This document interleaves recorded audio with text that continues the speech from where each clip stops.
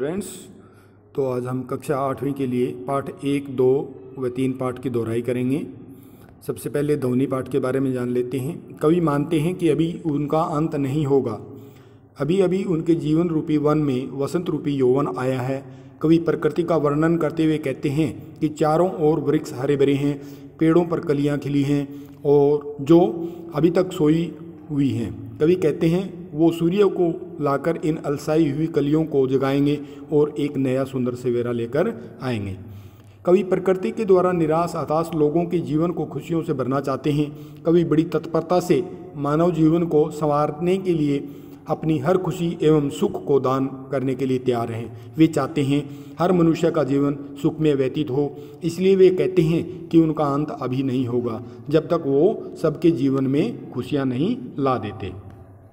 Next पाठ number 2, lakh की चूड़ियाँ। इस पाठ के द्वारा लेखक लघु उद्योग की ओर पाठ का ध्यान करवा रहे हैं। वे कहते हैं कि बदलते समय का प्रभाव हर वस्तु पर पड़ता है।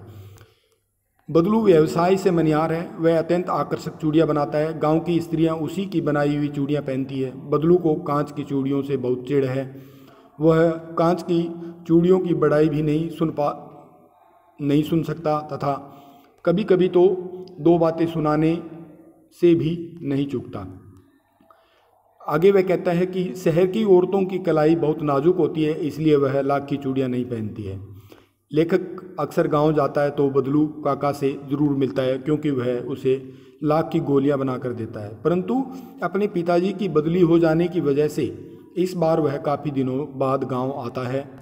वह गांव की औरतों को कांच की चूड़ियां पहनते देखता है तो उसे लाख की चूड़ियों की याद आ जाती है। वह बदलू से मिलने उसके घर जाता है। बातचीत के दौरान बदलू उसे बताता है कि लाख की चूड़ियों का व्यवसाय मशीनी युग आने के कारण बंद हो गया और कांच की चूड़ियों का प्रचलन बढ़ गया है। इस पाठ के द्वारा लेखक ने बदलू के स्वभाव, उसके सीधेपन और विनम्रता को दर्शाया है। मशीनी युग से आए परिवर्तन से लघु उद्योग की हानि पर प्रकाश डाला है।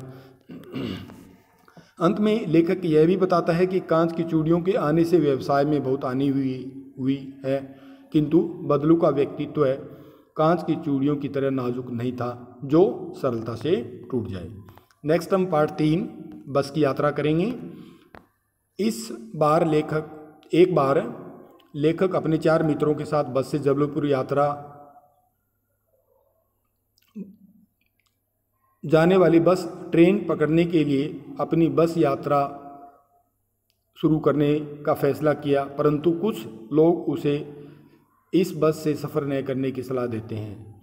उनकी सलाह न मानते हुए वे इसी बस से जाते हैं, किंतु बस की हालत देखकर लेखक हंसी में कहते हैं कि बस तो पूजा करने योग्य है। नाजुक हालत देखकर लेखक की आंखों में बस के प्रति श्रद्धा के भाव आ जाते हैं। इंजन के स्टार्ट होते ही ऐसा लगता है कि बस पूरी इंजन हो। सीट पर बैठकर वह सोचता है सीट पर बैठा है या सीट उस पर।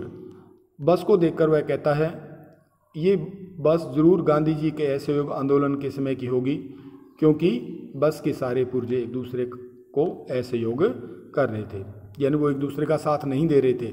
कुछ समय की यात्रा के बाद बस रुक गई तो और पता चला कि पेट्रोल की टंकी में छेद हो गया है। ऐसी दशा देखकर वह सोचने लगा, न जाने कब ब्रेक फेल हो जाए या स्टीयरिंग टूट जाए। आगे पेड़ और झील को देखकर सोचता है, न जाने कब टकरा जाए या गोता लगा ले। अचानक बस फिर रुक जाती है। आत्मग्लानि से मन भर उठता है और विचार आता है कि क्यों इस विरधा पर सवार हो गए। इंजन ठीक हो जाने पर बस फिर चल पड़ती है, किंतु इस बार और धीरे चलती है। आगे पुलिया पर पहुंचते ही टायर पंचर हो जाता है। अब तो सब यात्री समय पर पहुंचने की उम्मीद छोड़ देते हैं तथा चिंता मुक्त होने के लिए हंसी मजाक करने लगते हैं। अंत में लेखक डर का त्याग कर आनंद उठाने का प्रयास करते हैं तथा स्वयं को उस बस का एक हिस्सा स्वीकार कर सारे भय मन से निकाल देते हैं। तो प्यारे बच्चों, पाठ 1, 2, 3 आपको अच्छी तरह से इनकी दोहराई करनी है, इनके शब्दार्थों को रिवाइज करना है, जो आपके लिए परीक्षा के लिए बहुत ही महत्वपूर्ण होने वाले हैं या उपयोगी होंगे। जय हिंद, जय भारत।